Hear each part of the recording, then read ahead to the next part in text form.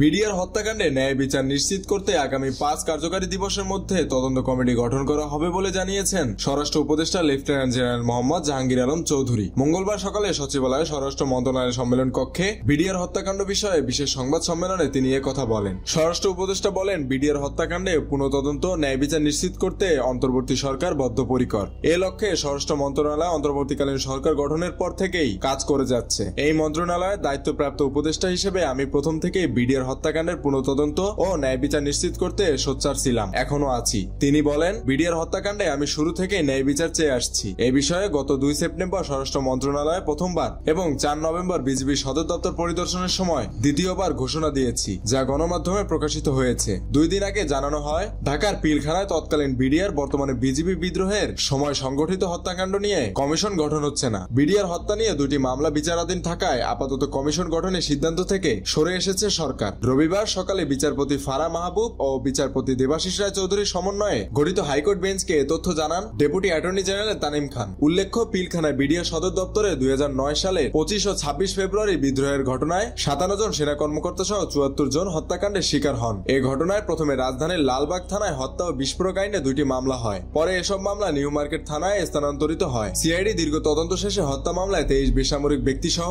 প্রথমে 824 জনের বিরুদ্ধে অভিযোগপত্র দাখিল করে। এছাড়া বিস্ফোরক আইনে করা মামলায় 808 জনের বিরুদ্ধে অভিযোগপত্র দেয় সিআইডি। পরে আরো 26 জনকে অভিযুক্ত করে মোট 834 জনের বিরুদ্ধে সম্পূরক অভিযোগপত্র দেওয়া হয়। বিচার চলাকালে তৎকালীন বিডিআর এর ডিএডি রহিম সহ 4 আসামির মৃত্যু হয়।